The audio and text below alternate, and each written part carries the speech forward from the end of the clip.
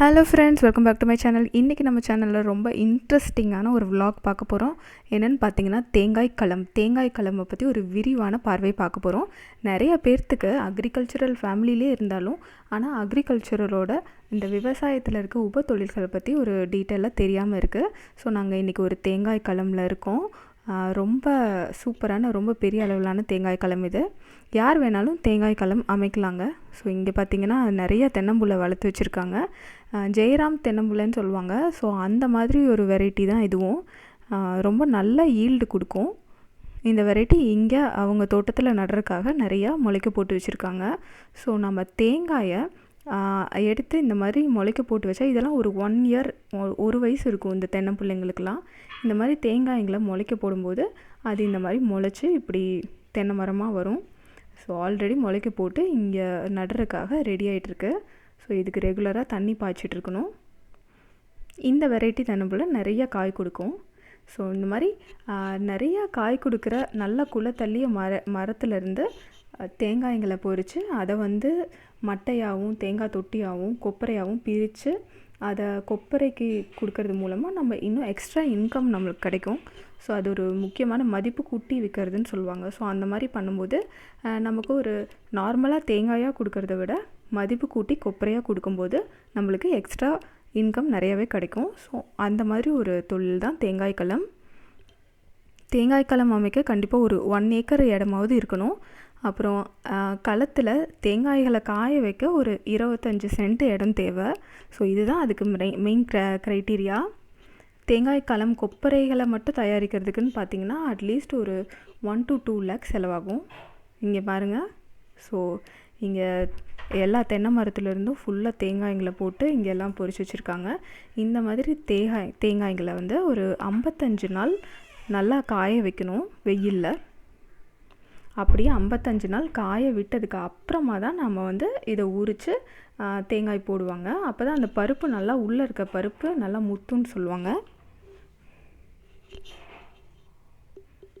So ஒரு 10,000 காய் உரிச்சாதான் நமக்கு அட்லீஸ்ட் ஒரு 1000லேருந்து 1200 கிலோ பருப்பு கிடைக்கும்.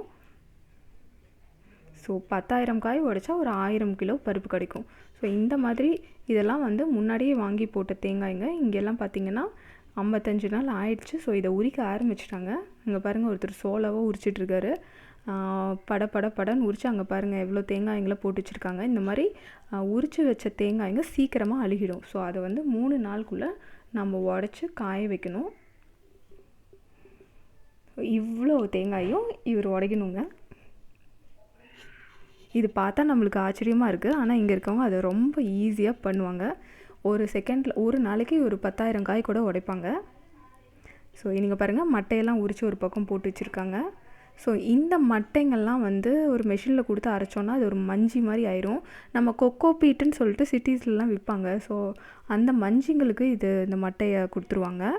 ஸோ கொப்பரை மட்டும் இல்லை, அதோட மஞ்சி தேங்காய் தொட்டி அப்படின்னு சொல்லிட்டு எல்லாமே செப்பரேட்டாக நம்ம விற்றுடலாம்.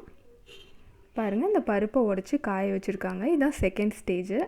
அந்த தேங்காயை உடச்சி இந்த மாதிரி காய வைக்கணும். இந்த மாதிரி ஒரு 3 நாள் நல்ல வெயிலில் காஞ்சதுன்னா அந்த தொட்டியை விட்டு அந்த தேங்காயை பிரிஞ்சு வந்துடும். பிரிஞ்சு வராட்டி ஒரு லைட்டாக ஒரு அதுக்குன்னு ஒரு ஸ்பெஷல் கருவி இருக்குது. அதை வச்சு இப்படி இழுத்தோன்னா வந்துடும். ஸோ தொட்டியை தனியாக பிரித்து வச்சுருவாங்க, கொப்பரையை தனியாக பிரித்து வச்சுருவாங்க. ஸோ இந்த ப்ராசஸ் முடிஞ்சோன்னு பார்த்திங்கன்னா அடுத்தது இதுதான் தேங்காய் களம். கடப்பாக்கள் போட்டிருக்காங்க பார்த்திங்களா, இதில் தான் அந்த கொப்பரைங்களை காய வைப்பாங்க. இதோட ஷேப்பே கொஞ்சம் மழை வந்தால் தண்ணி தேங்காத மாதிரி அமைச்சிருப்பாங்க. ஸோ இந்த கடப்பாக்கள் போடாட்டி ஒழுங்காக காயாது தேங்காய்ங்க.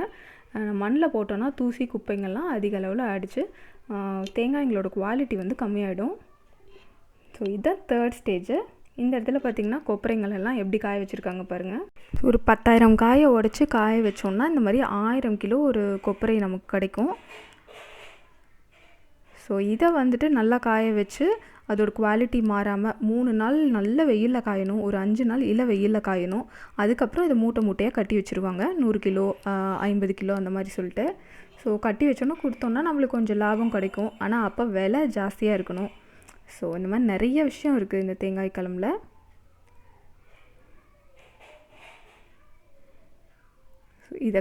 இதை வந்து பூசணம் பிடிக்காமல் பார்த்துக்கணும். மழை துளி கொஞ்சம் பட்டாலும் அதுக்கு தான் இந்த டார்பாலின்ஸ் எல்லாம் பக்கத்துலேயே வச்சுருக்காங்க. ஸோ அதை மழை துளிக்கிற மாதிரி இருந்ததுன்னா உடனே எடுத்து படபடன்னு மூடி வச்சுருவாங்க. ஏன்னா மழை துளி பட்டுதுன்னா தேங்காயெல்லாம் கருத்து போயிடும். கருத்துதுன்னா அதை செகண்ட் குவாலிட்டியாக மாற்றி அதுக்கு விலை கம்மியாக தான் கொடுப்பாங்க. ஸோ இங்கே தேங்காய் தொட்டியெல்லாம் குவிச்சு வச்சுருக்காங்க பாருங்கள்.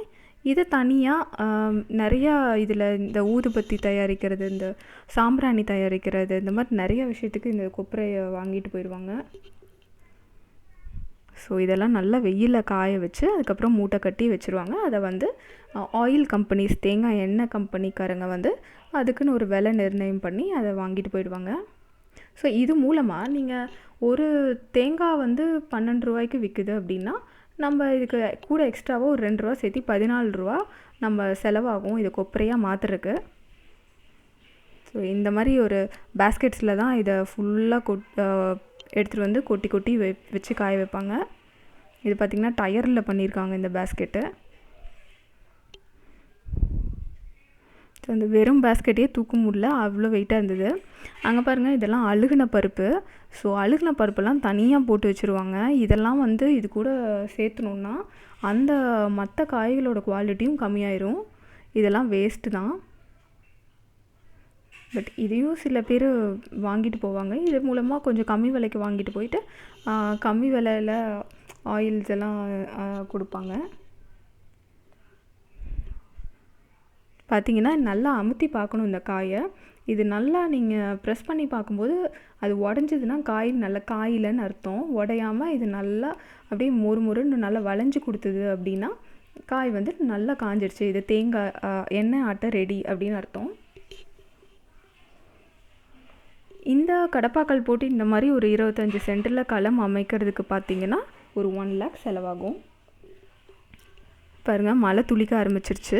இந்த ஏரியாவில் அடிக்கடி ஒரு சில்னஸ் இருந்துகிட்டே தான் இருக்கும். ஸோ தேங்காய் களமை ரொம்ப பாதுகாத்து தான் வச்சுக்கணும். இதுக்கு ஆள் செலவு எல்லாமே மெயின்டைன் பண்ணணும். இந்த தேங்காய் களமில் பார்த்திங்கன்னா சல்ஃபருங்கிறது ரொம்ப முக்கியமான விஷயம். ஏன்னா அது இருந்தால் தான் காய் வெள்ளையாகவே இருக்கும். அப்போ தான் வியாபாரிங்க வந்து நல்ல விலைக்கு வாங்குவாங்க. இல்லாட்டி காய் உடனே பூசணம் பிடிக்க ஆரம்பிச்சிடும். தேங்காயெல்லாம் உடனே கெட்டு போகிற பொருள் இல்லைங்களா. ஸோ பாருங்கள், 1 2 3 4 5 ஒரு 5 செகண்டுக்கு ஒரு தேங்காய் உளிக்கிறாரு. இந்த மாதிரி 5-6 பேர் உளிச்சிட்ருக்காங்க. ஸோ இதெல்லாம் ஜஸ்ட்டு 5 செகண்ட்ஸில் உரிச்சிருவார். நான் ஒரு நாள் ட்ரை பண்ணேன், அரை மணி நேரமாக அந்த ஒரு தேங்காயும் நான் உளிக்கல.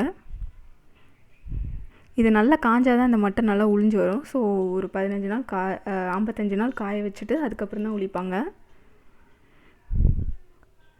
இந்த வீடியோவில் உங்களுக்கு நிறைய இன்ஃபர்மேஷன்ஸ் கிடச்சிருக்குன்னு நினைக்கிறேன்.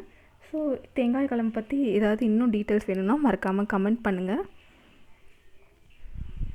சேனலை மறக்காமல் சப்ஸ்கிரைப் பண்ணி வைங்க. இந்த மாதிரி நிறைய விவசாயத்தை பற்றின உப தொழில்கள் பற்றி நிறைய வீடியோஸ் வந்துக்கிட்டே இருக்குது. தேங்க்ஸ் ஃபார் வாட்சிங் மை சேனல் ஃப்ரெண்ட்ஸ். பாய்.